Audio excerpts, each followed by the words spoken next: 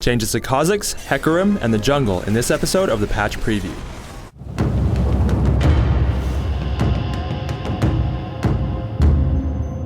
Hey Summoners, I'm here with game designer Feral Pony, and we're going to be discussing some of the bigger changes in this update. Let's start with Kha'zix. With the new changes, Evolved Void Spikes will no longer deal bonus magic damage from his passive. This seems to be a big hit to Kha'zix's standard playstyle.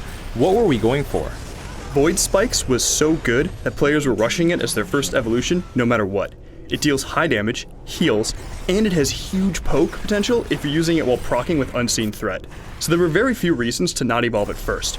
With these changes, we really wanted Kha'zix to feel better about his other evolutions. By nerfing Void Spikes, we're able to buff Taste Their Fear and Active Camouflage. The problem with Taste Their Fear was that all of its evolutionary damage was based on your target being isolated and low on health, but you got nothing if they weren't. We still want to reward you for catching isolated targets, but we didn't want the evolution to rely on it so completely. So now Taste Their Fear's Evolve form just deals a flat missing health percent as damage.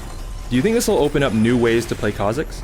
I think his overall approach will stay about the same. We've taken away some of his poke, but we've increased the threat of his in-fight damage. So getting hit by 2 Void Spikes won't be the end of the world, but when you see him go in, he'll be even more threatening.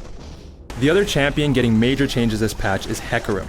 Onslaught of Shadows no longer deals damage on impact. We've instead moved some of that damage to the Ghost Riders that travel with him. Overall, we're reducing the damage of his ultimate. Why the change? We lowered the damage on Hecarim's ultimate because it was dealing huge burst damage to squishier targets on top of the fear effect. So your AD carry might be sitting outside of the fight, and Hecarim could ult past everybody to instantly blow them up. Hecarim should be a strong, sustained fighter, and his kit reflects that. So it's always a bit overbearing when he can throw out that much damage from Onslaught of Shadows alone. We're also buffing Devastating Charge, where Hecarim can now hop over small ledges while he's dashing to his target. Do you think this was something Hecarim needed? Honestly, we made the change because it was a bad experience for Hecarim players. Before, if you tried to use Devastating Charge on someone over a small wall, it would push your opponent back, but it would leave Hecarim sitting in front of the wall being a sad pony. This change helped him feel really cool about jumping over those small divides to punch his enemies in the face. Let's talk about Summoner's Rift. We've moved the initial time of jungle monsters from 140 to 155. What drove these changes? We wanted to address the frustrating experience advantage players could get by clearing jungle camps before heading to lane. When we spoke to competitive teams around the world, this was the most highly requested change, and we agreed. Some teams would value this experience advantage so much that they'd play hyper defensively for it. There was just very little counterplay from this, aside from jungle invades, or switching lanes and giving up map control. We've made some smaller jungle changes with lower spawn times for wolves, wraiths, and golems. The Ancient Golem and Elder Lizard also give more experience now. How do you see this affecting junglers? We mainly wanted to reassure junglers that we weren't going after them with the initial spawn time increase on the smaller camps. The experience increase means a jungler can still hit level 2 when starting at blue camp or red camp, and they can hit level 3 if they do them both back to back. The overall increased spawn times on the smaller camps should also help those junglers with super fast clear times if they want to play the farm game. Moving to our last topic, we have some big item changes. In order to open up more starting item builds, we've reduced the cost of Doran's Ring, Doran's Shield, and Boots of Speed. So now, you can start with these and 1 or 2 extra health pots. Exactly. Doran's Blade was a good foundation to work from because it strikes that balance between early game power and sustain without being an all-in item like Elixir of Fortitude. Doran's Ring had no inherent HP regen, so it was tough to start with almost any lane matchup. Champions like Morgana or LeBlanc will definitely appreciate this change.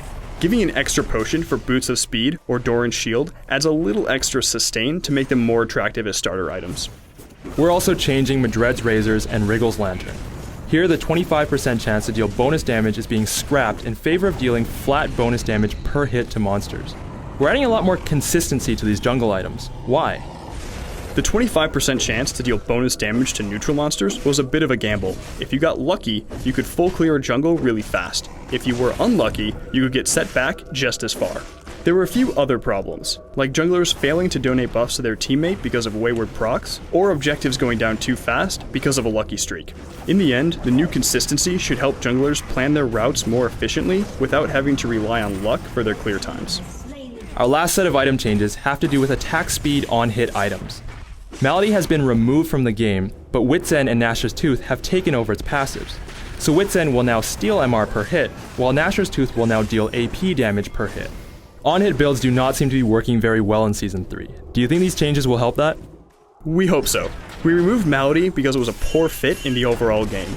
Players only had the budget to pick up Malady or Nashor's Tooth before getting more AP, and rarely were they getting Malady.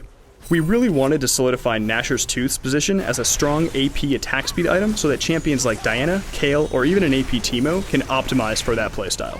As for Wit's End, the problem was that it almost never felt great to build. With this added passive, Wit's End will be an even better item for champions like Shyvana, Udyr, or Aurelia. It also synergizes very well on fighters that rush Sunfire Cape, since the cape itself deals magic damage. For this set of changes, we really wanted to clarify the role of attack speed on hit items, so we're really looking forward to seeing that playstyle evolve. That's all for this week. For the full list of patch changes, be sure to visit the official League of Legends website. Thanks for tuning in.